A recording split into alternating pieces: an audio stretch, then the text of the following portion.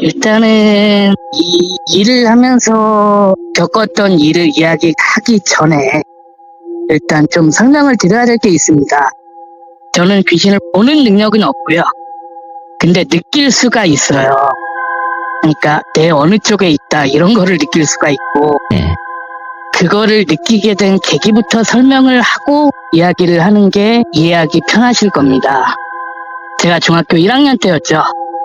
중학교 1학년 때 그때 저희 집이 굉장히 대식구였어요. 명절 때 되면은 한 40-50명씩 모이는 대식구였거든요. 근데 어느 설날이었는데 그 작은 어머니가 안 오신 거예요. 근데 그 작은 어머니가 저한테 되게 잘해주셨고 거의 엄마처럼 해주셨던 분이라 왜 안 오시지 어린 마음에 되게 걱정을 하고 있었는데 워낙 식구가 많으니까 다른 분들은 뭐 오겠지 하고 그러고 있으셨던 거예요. 근데 그날 설 전날이었고 그날 잠을 자는데 꿈에서 작은 어머니가 나오시는 거예요. 작은 어머니가 나오셨는데 나 좀 도와줘, 나 좀 살려줘.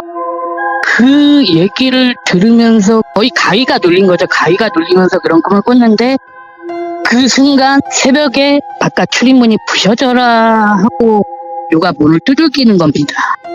그 소리를 듣고 전체다가 잠을 깼고요.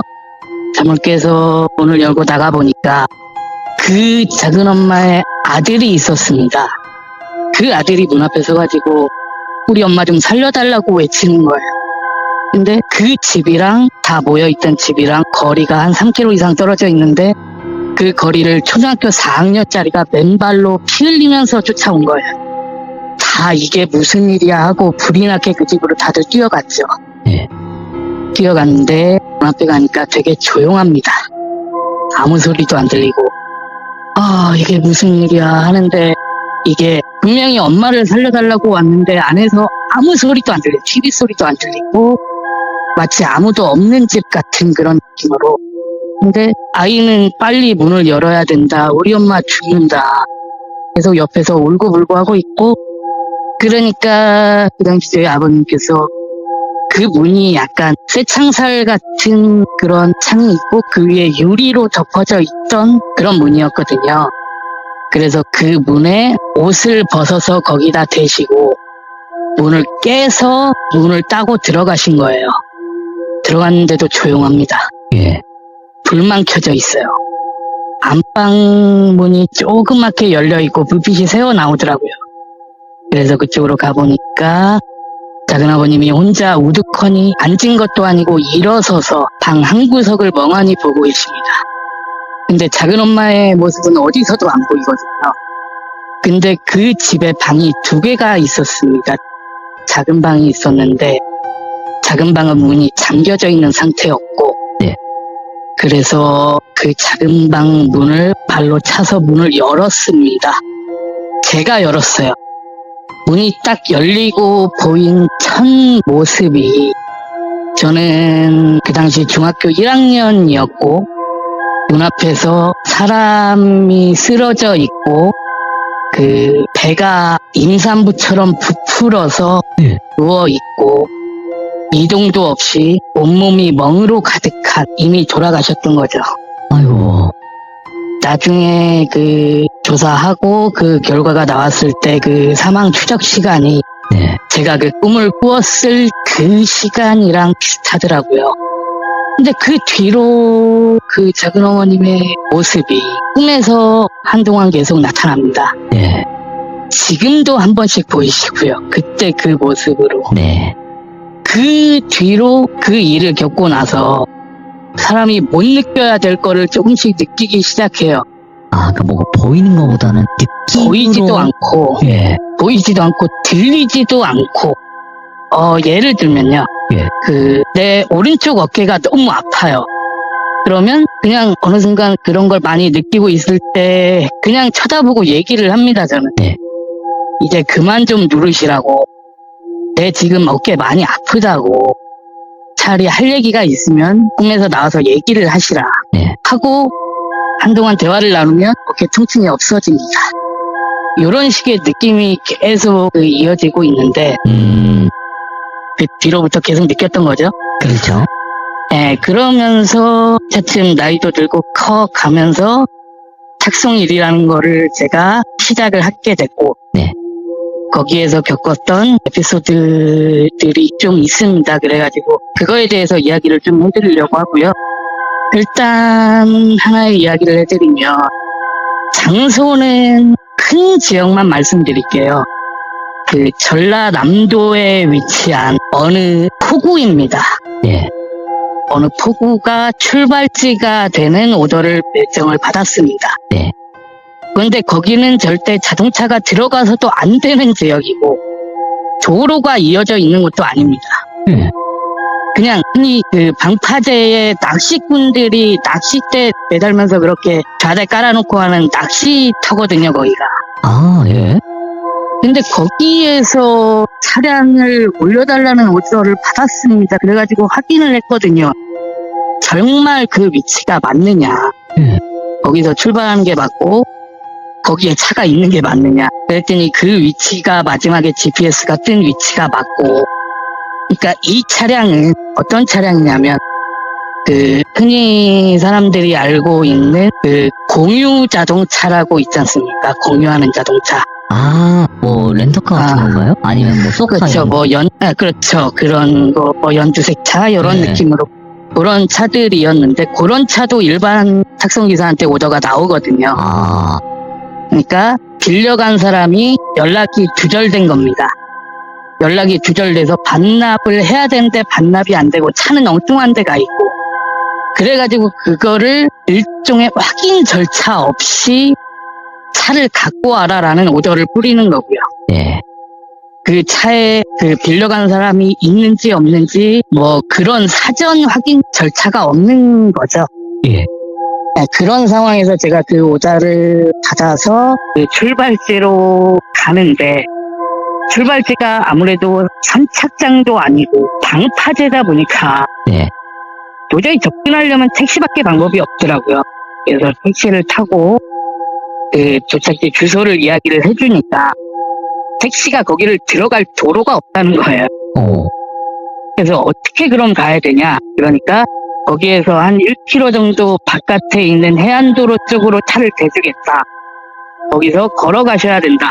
라고 이야기를 해주셔서, 그럼 그렇게라도 가달라 하고 도착을 했는데, 그 GPS 찍힌 위치를, 지도를 찾아서 검색을 하면서 가보니까 정말 가로등도 없고 예. 인적은 한 명도 없습니다.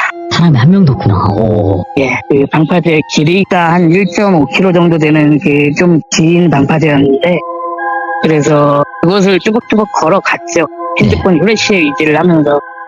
그렇게 뚜벅뚜벅 걸어갔는데 왠지 느낌이 좋지는 않더라고요. 어찌됐든 저희 같은 경우는 오더를 받았으면 그걸 수행해야 되는 직업이기 때문에 그렇죠. 가야죠. 어떠한 일이 있어도 가긴 가야 되거든요. 그래서 갔는데 정말 거기에 차가 있어요. 방파제 끝에. 정말 차만 하나 덩그러니 있더라고요. 주변에 아무런 불빛도 없고 아무런 인기척도 없고. 그래서 그 오더를 주신 분한테 연락을 해서 차 문을 열어달라고 이야기를 했고, 네. 차 문이 열리는 불빛을 받고 아무런 의심 없이 가서 차 문을 열었습니다. 네. 열자마자 저는 바로 뒤로 넘어지면서 도망갈 수밖에 없었어요. 문을 열고 보이는 건 운전석과 조수석밖에 안 보이는데도 불구하고 사람이 2명이 앉아있는 겁니다. 사람인 줄 알았습니다. 근데 특유의 그 사람이 약간, 그때가 여름이었거든요. 아, 냄새가 났구나. 냄새가, 이거는 말로 표현할 수 없는 냄새예요. 그거는 맡아본 사람만 알 겁니다. 시중에서 맡아볼 수 있는 냄새가 아니고요. 그래서 한 50m쯤 도망 와가지고 혹시나 내가 잘못 본 게 아닐까 싶어서 다시 가봤습니다. 운전석, 조수석 두 분이 미동도 없이 앉아 계시더라고요. 아, 그래서 그 오더를 주신 분한테 전화 통화를 했습니다. 지금 와보니까 이런 상황인데 네. 이거 어떻게 해야 되겠느냐 하니까 그 자리를 무조건 지키고 경찰을 신고를 본인이 직접 하시고 경찰 오면은 증언을 좀 해달라 예. 라고 말씀을 하셔서 일단 저 같은 경우는 또 오지랖이 좀 넓은 성격이다 보니까 근데 이거는 신고를 해야 되는 상황이니까요. 예. 예. 그래서 바로 신고를 하고 119도 같이 연락을 했고 근데 워낙 그 외딴 곳에 있는 반파제다 보니까 경찰과 119가 오는 데까지 한 30분이 걸렸습니다. 그 30분 동안 그 차를 바라보면서 저는 뭘 할 수가 없더라고요. 그분들이 이미 그 냄새가 나는 지경까지 이르렀는데 그분들을 뭐 차에서 꺼낸다거나 그런 행동은 할 수도 없을 뿐더러 그래서 그냥 말 그대로 돌아가신 분 두 분과 저와 이렇게 전체하는 방파제가 된 거예요. 30분 동안. 이게 그 상황을 겪어보면요. 온몸에 뭐 소름이 돋는다 이런 느낌이 아니고 네. 그냥 넋이 나갑니다. 아무것도 할 수 없는 그로기 상태가 돼버리죠. 예. 그래서 30분 있다 경찰이 도착을 하고 소방대가 도착을 해서 확인을 하고 또 119 구급대 쪽은 이미 돌아가신 시신은 또 운반을 안 한다고 하더라고요. 네. 그래서 사설 구급차가 올 때까지 또 한참을 기다렸습니다. 다 정리가 끝나고 경찰과 함께 경찰서에 가서 조서를 꾸미고 참고인 진술을 하고 그 가족분들이 또 오셨더라고요. 그래가지고 제가 아무래도 최종 목격자가 돼버린 거다 보니까 가족분들이 저를 잡고 막 물어보시는 거예요. 네. 그래가지고 그냥 저는 이러이러해서 차만 가지러 갔다가 이거를 목격을 했고 이런 상황이었습니다 라고만 설명을 해드리고 경찰에서도 제가 무슨 혐의점이 있다거나 그런 게 아니기 때문에 그죠. 목격이니까 그냥. 네, 그러고 조사를 끝내고 더 이상 뭐 그날은 무슨 추가로 일을 한다거나 예. 그런 일을 할 수가 없는 상황이기 때문에 그냥 집으로 돌아왔습니다. 네네. 대중교통을 이용해서. 그래서 그날 되게 일찍 잠이 들었어요. 일찍 잠이 들었는데 제가 앞에 말씀드렸다시피 그 작성을 하면서 그분들이 꿈에 나오세요 한 번씩. 그런 사고차라고 하죠. 예. 사고차를 몰다 보면은 분명히 이 차주의 얼굴도 모르고 그렇죠. 아무것도 모르는데 꿈에서 나오는데 꿈에서 저는 인지를 하는 거예요. 이분이 차주분이구나. 예. 근데 그 꿈이 특이했던 게 운전석에 있던 분이 아니고 조수석에 있던 분이 꿈에서 나오신 거예요. 예. 조수석에 있던 분이 꿈에서 나오시면서 자꾸 조수석 앞 자시방을 자꾸 손으로 가르치면서 막 뭐라 말을 하려고 하는데 말이 안 나오는 상태가 된 거예요. 예. 근데 그 꿈에서 계속 그것만 가르쳐요. 예. 저는 그런 꿈을 꾸면은 뭔가 현실과 이해관계가 있기 때문에 꿈에 나오겠지라는 생각을 하는 편이고 그래서 그 꿈을 꾸고 나서 다음날 아침에 그 차 모빌리티 업체에다가 전화를 합니다. 현재 차 위치가 어디에 있느냐 그랬더니 그 방파제에서 발견이 됐기 때문에 거기에 관할 경찰서 주차장에 지금 증거물로 제출이 돼 있다고 하더라고요. 그래서 이거는 제가 무조건 눈앞에서 확인을 해야 되는 것 같은 느낌이 강하게 들어서 차를 있는 곳으로 가서 그 담당 형사분께 양해를 구하고 차에 뭔가 어제 그 놓고 내린 게 있다라는 식으로 양해를 구하고 그 업체에다가 문을 열어달라고 하고 조수석 그쪽 문을 열고 확인을 해보는데 예. 이게 공유자동차다 보니까 하루에도 몇 명씩 이용을 할 수가 있는 부분이고 그렇다 보니까 차에 뭐 왠가 영수증들이 돌아다니고 이런 길기자하거든요. 네. 근데 그 차 문을 열고 그 서랍을 열고 영수증이 몇 개 보이더라고요. 영수증이 네. 몇 개 보이는데 갑자기 머릿속에서 계속 웅웅 하는 진동이 울리는 거예요. 오. 그 중에 하나를 딱 영수증을 확인하려고 들어보려고 하는데 그 영수증을 드는 순간 머리가 깨지게 진동이 오더라고요. 그래서 이거구나 하고 그 영수증을 잘 보이는 곳에다 올려놓고 이게 그 영수증으로 인해서 뭔가 이게 그냥 두 분이 차에서 돌아가신 게 아니다라는 생각이 드는 거예요. 그래서 그 영수증을 따로 빼서 잘 보이는 데다가 올려놓고 그랬는데 뭔가 이게 끝인가라는 생각이 안 드는 거예요. 계속 머릿속에 웅웅 울리고 있고 그래서 뭐지 하고 아무 생각 없이 그 조수석 쪽을 한 번 더 살펴봤어요. 한 번 더 살펴봤는데 그 조수석 다시방 그 밑에 그 바닥 패드가 깔려있고 그 구석에 뭔가 금빛으로 빛나는 게 보이더라고요. 네. 그거를 뭔가 확인을 해보니까 블랙박스 메모리를 빼서 그쪽에 버려둔 거예요. 와, SD 카드. 예, 그거를 다시 그 블랙박스에 껴놓고 나니까 머릿속에 진동이 하나도 없이 깔끔해지더라고요. 그러니까 이것까지는 제가 한 행동이고 네. 그 뒤에 사건이 그 지방 케이블 방송 뉴스에 나오게 됩니다. 그 뉴스를 저도 들었거든요, 그 당시에. 네. 들으니까 내용인즉슨 그 조수석에 계신 분이 운전을 하고 계셨던 분한테 돈을 빌려주신 분이고 아, 운전석에 계셨던 분이 돈을 안 갚으신 분이고 그런 두 분이 그 영수증에 나온 식당을 가져서 밥을 먹는데 운전을 하시던 분이 그 식당에서 약을 찬 겁니다. 예.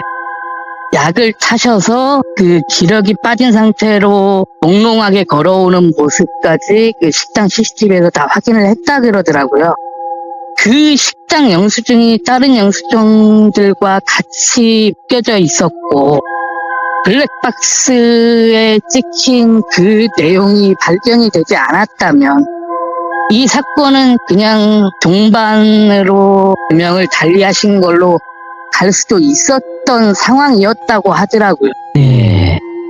그러면서 곰곰이 생각을 해봤는데 조수석에서 그 분께서 제 꿈에 나와서 그렇게 그거를 손가락을 가르치면서 계속 말도 못하시는 상태로 이러면서 그 손으로 계속 가르쳤던 그 행동이 예. 만약에 제가 그 다음날 그거를 확인을 안 하고 그 자리에 가지 않았고 그런 행동들을 하지 않았으면 네. 이분은 어찌됐든 범죄의 피해자였던 거고 네. 그래서 본인이 의도하지 않게 가셨던 분이기 때문에 그거를 누구한테나마 자기의 억울함을 좀 표현하고 싶었던 게 아닐까라고 생각이 들면서 되게 많은 생각을 하게 된 이런 사건이 하나가 있고요. 야, 진짜 이거 미스테리하네요, 진짜. 예. 아니, 그러면 이번 또 사례가 한 번 있는 거고 또 다른 사례도 예. 있는데 그건 어떤 사연일까요? 예. 일단 이 두 번째 사례를 이야기하기 전에 하나 그 정보를 공유를 해야 될 게 네.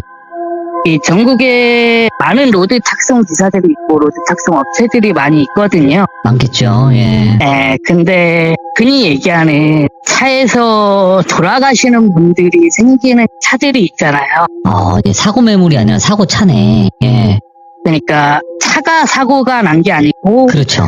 차 안에서 사고가 난 차들. 그렇죠. 그러니까 한마디로 네. 안에서 극단적인 선택을 하셨던 그런 차들. 예, 그렇죠. 그런 차들을 저희들은 그냥 연탄차라고 표현을 합니다. 아, 연탄차. 예. 예. 그 연탄차만 전문적으로 운영을 하는 탁송 회사들이 있고 그거를 일반인들은 절대 알 수가 없는 업체입니다. 예. 그리고 그런 차들만 공급을 하는 자동차 딜러들이 있습니다. 그 대형 매매단지 안에 있는 업체들이 숨어 있거든요. 그런 업체들이. 그러니까 일반인들이 중고차를 사러 가서 그런 차를 가지고 올 수도 있는 상황인 거예요. 그래서 그런 업체들이 있다는 거를 말씀드리고 네. 제가 그 업체의 오더를 한동안 많이 받아서 수행을 했었습니다. 그러다 보니까 거기에서 운행 중에 하나 있었던 사건인데 그때가 대략 몇 년 전 사건이긴 한데 이것도 그 당시에 좀 TV를 탄 사건이었고, 이게 차량을 받아서 운행을 시작을 하는데, 이 차들이 보면요, 그 안에서 그렇게 그거를 피워서 가셨던 차들을 타보면, 네. 이거는 최소 한 달 정도를 운행을 안 해야 그 냄새가 빠지거든요. 오, 예. 근데 저희들이 운행을 할 때는 3일 전, 이틀 전, 4일 전 이런 것도 운행을 하거든요. 그러니까 차에 딱 타면은 이게 얼마 안 된 거구나. 얼마쯤 된 거겠구나. 이게 이쪽 일을 하시는 분들은 다 아시는 그런 상황인 거고. 그래서 운행을 시작을 하는데 고속도로를 타고 딱 올리는 순간부터 뭔가 오른쪽 어깨가 미친 듯이 아프기 시작을 하더라고요. 근데 평소에 제가 하루에 운전을 10시간에서 12시간씩 하다 보니까 어깨 네. 통증은 달고 사는데 그런 걸로 이야기를 할 수 있는 통증이 아니고 이거는 한 번씩 제가 뭔가 뒤에 있을 때 느껴지는 그런 통증이라는 걸 감지를 하고 오, 자동차 등록증에 보면은 바로 직전 차주분의 인적사항이 나오잖아요. 네. 그거를 확인을 했습니다. 근데 그게 살아계신 분인지 돌아가신 분인지까지는 거기에 나오질 않고 그래서 대충 나보다 나이가 많고 여성분이셨고 네. 그런 정도만 확인을 하고 어깨가 너무 아프니까 운행을 할 수가 없는 지경에 이르러서 네. 그래서 고속도로를 타고 가면서 졸음쉼터를 들어가기 위해 가면서 대화를 시도를 합니다. 그냥 저는 그렇더라고요. 돌아가신 분일지라도 어찌됐든 며칠 전까지 살아계셨던 분이고 그러다 보니까 저는 그냥 제가 알아서 누나라고 부르겠다. 근데 지금 내 어깨가 너무 아프니 누나가 무슨 생각인지는 모르겠지만 내 어깨에서 손을 떼고 조금만 기다려 달라. 좀 이따 대화를 하자라고 혼잣말을 합니다. 예. 근데 그 혼잣말이 끝나고 나자마자 또 기가 막히게 어깨 통증이 없어져요. 그래서 일단 뱉은 말이 있으니까 졸음쉼터로 들어갔죠. 졸음쉼터로 들어가서 또 혼잣말을 합니다. 나는 지금 보이지도 않고 들리지도 않고 느끼지도 않고 아무것도 할 수가 없는 상태이기 때문에 내가 지금부터 10분 정도를 눈을 감겠다. 뭔가 할 이야기가 있으면은 나의 꿈에 나와서 이야기를 해달라라고 이야기를 했고 그러고 딱 눈을 감으니까 네. 어떤 장면이 딱 나타나더라고요. 큰 방이 있고 근데 방에 아무것도 없고 테이블이랑 의자 2개만 덩그러니 있더라고요. 오, 예. 근데 거기에 어떤 뒷머리 여성분이 한 분 앉아 계시는 거예요. 또 보자마자 느꼈죠. 예. 그분이구나. 사고자분. 네. 이분이 그분이구나. 대체 무슨 이야기를 하고 싶고 무엇 때문에 나한테 그런 신호를 보냈고 나한테 왜 그런 고통을 주었느냐라고 이야기를 하고 좀 허심탄회하게 얘기를 해달라라고 네. 했더니 그 얘기를 하자마자 그 분께서 눈물 뚝뚝 흘리시는 거예요. 그 꿈속에서 그 느낌이 한 10분 정도 지난 것 같았는데 한 10분 동안을 계속 울고 계셨고 차분하게 기다렸죠. 기다렸더니 그분이 이야기를 하십니다. 뭐라고 이야기를 하시냐면 자기는 사고로 죽은 게 아니고 자기가 목숨을 끊은 것도 아니고 자기는 당한 거다라고 이야기를 하시고 예.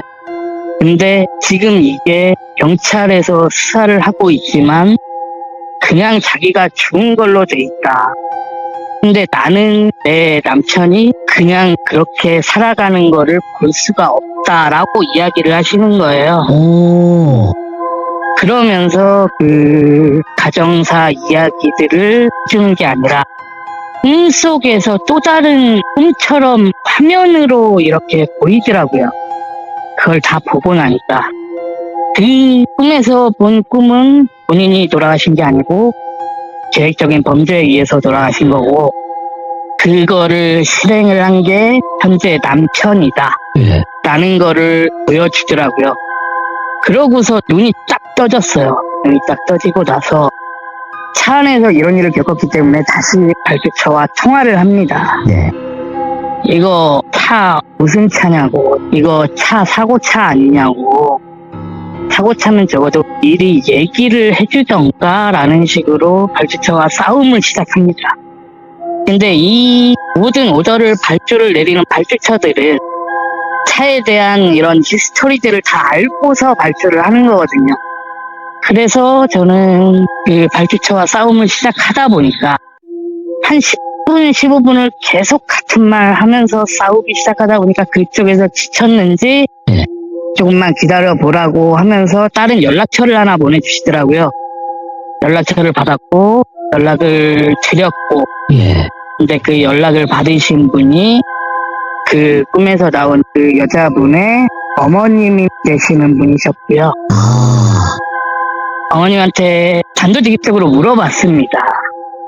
제가 지금 그 차를 가지고 다른 쪽으로 이동을 하고 있는 기사다. 그런데 꿈속에서 이렇게 생기신 분이 내 꿈에 나와서 지금 연락을 드리는 거다. 오, 예. 혹시 이렇게 생기고 옷을 이렇게 입으신 분이 따님분이 맞느냐 예. 라고 물어보니까 그 이상 그리고 그 생김새, 그게 돌아가신 날 발견됐을 때 그 이상이고 똑같더라고요. 와, 예. 그래서 그 어머님한테 이야기를 했죠. 내가 귀신을 볼 수 있는 것도 아니고 아무것도 아닌 사람인데 지금 운전을 하다가 꿈에서 이러이러한 일들을 겪었다. 근데 이거는 그냥 넘어갈 수가 없는 일 같다. 최소한 확인이라도 해봐야 되지 않겠나 싶어서 전화를 드렸다라고 말씀을 드리니까 그 어머님도 갑자기 펑펑 우시는 거예요. 자기도 생각은 그렇게 하고 있다. 그런데 너무 집이 경제적으로 힘들다 보니까 변호사를 사서 싸우거나 뭔가를 할 여력도 안 되고, 그 시골에서 그 사고가 난 곳까지 올라오는 것조차도 되게 버거워하던 그런 경제적인 어려움이 있었던 집이었던 거예요. 그러다 보니까 말 그대로 한참만 하시고 통화를 끊게 됐는데, 예. 제 딴에는 이게 너무 답답한 거죠. 뭔가 해결을 할 수도 없고 내 혼자서, 내가 당사자도 아니고, 예. 그렇다 보니까 이 답답한 내용을 가지고 저희 탁송기사들이 모여있는 밴드 같은 곳에다가 글을 장황하게 씁니다. 예. 오늘 이런 차를 몰았고 알고 보니까 이런 사고가 있었고, 근데 그 차주분 가족들이랑도 통화를 했고, 근데 너무 마음이 아파서 그냥 글이라도 남겨본다라고 글을 마무리를 하고 글을 올렸는데, 그 제가 올린 글을 보고 그 모 방송사 작가분이 연락이 오신 거예요. 오, 예. 모 방송사 작가분이 연락이 오셔가지고 이런 일들을 받고 글을 읽었고 그 내용을 가지고 그 방송국에서 피해자 가족분들 만나서 법적인 지원도 해드리고, 예. 그런 거를 프로그램을 제작을 할 수 있게 연결을 시켜달라고 하셔서 그 어머님한테 다시 연락을 드려봤죠. 어머님한테 연락을 드리고 이러이러한 방송국에서 연락이 왔다. 어머님 힘드신 거 알지만 그래도 나는 내 꿈을 믿는다. 모르는 사람 꿈에 나와서 그렇게 이야기를 할 때는 네. 그냥 갈 수가 없기 때문에 그렇게 하지 않으셨겠느냐. 진실은 밝혀져야 되는 거 아니냐. 어머님한테 이야기를 드리고, 마음이 안 내키시겠으면은 그 작가분이랑 통화라도 해보셔라 하고 연락처를 넘겨드리고, 근데 통화를 하셨더라고요. 나중에 들으니까 통화를 하셨는데 그 작가분이 또 저한테 연락이 오신 거예요. 네. 그렇게 연락이 오셔서 내용을 들어보니까 그 어머님이 혼자서 그런 곳들을 돌아다니기가 너무 마음이 버거우니 그 모든 진실을 꿈에서 들은 저를 같이 움직이겠다. 오. 그러면 내가 방송에 나가겠다. 함께 해달라. 그렇게 이야기를 하셨다고 그러더라고요. 예. 근데 어차피 저는 도와드릴 마음이 있었고, 어찌됐든 제가 스스로 무언가를 도와드린 게 아니긴 하지만, 뭔가 어쨌든 계기가 돼서 그렇게 시작이 됐잖아요. 네. 시작이 됐으니까 끝까지 가야겠다라는 생각이 들더라고요. 그래서 만나서 방송국 사람들과 만나고 막 그 변호사 사무실에도 갔다가 경찰서에도 가서 재수사 촉구하는 장소에도 갔다가 이야, 예. 그 당시가 사건이 1심이 이제 끝난 상태였어요. 1심에서는 그냥 단순 부부싸움을 해서 과실치사가 돼버린 거죠. 아, 네. 그래서 형량이 2년 6개월 나왔더라고요.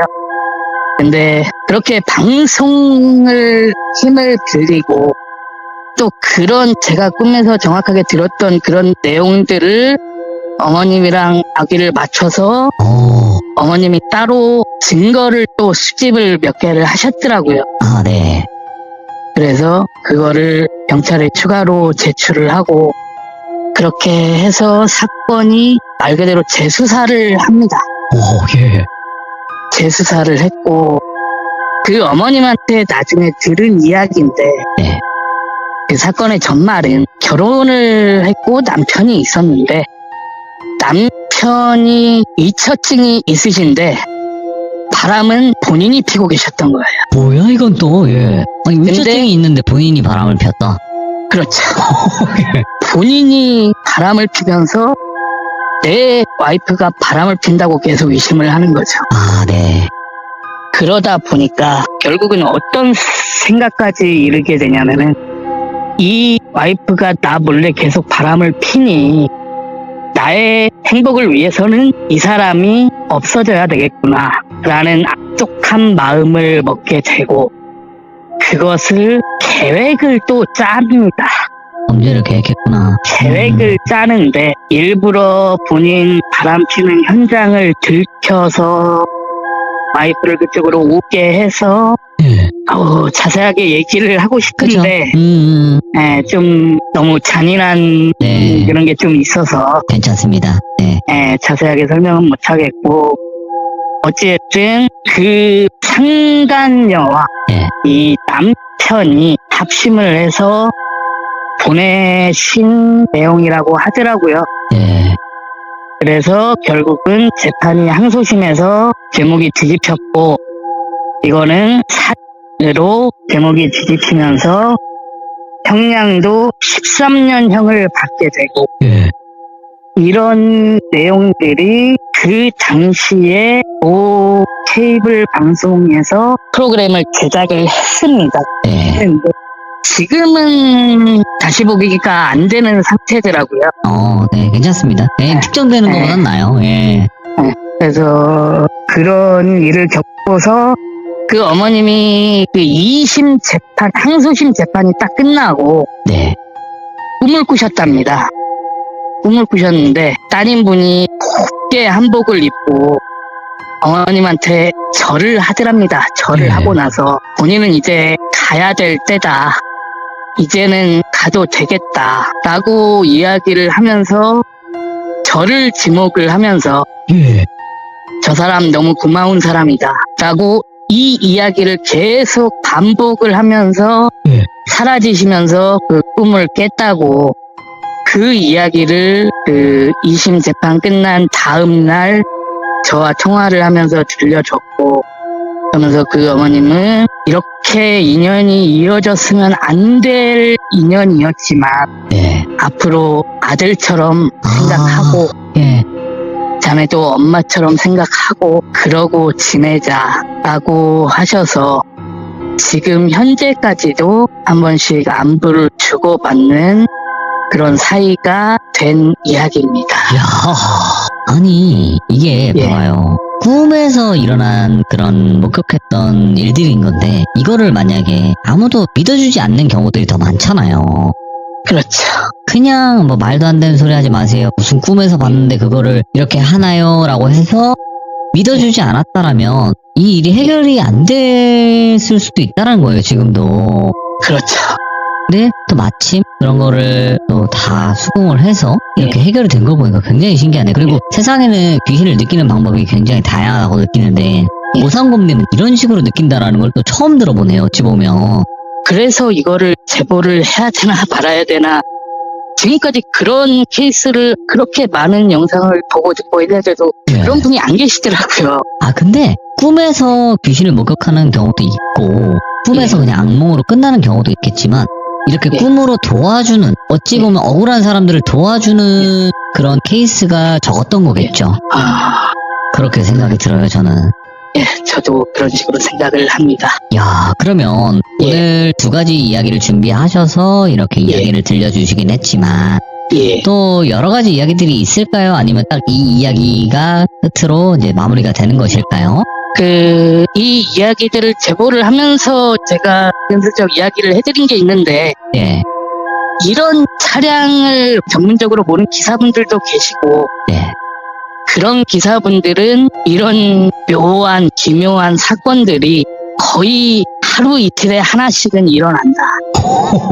라고 은근슬쩍 말씀을 드렸던 게 있었고, 아, 그러면 그 말은 예. 즉슨 이야기는 큰 이야기들도 있고 뭐 작은 이야기들도 있겠지만 예.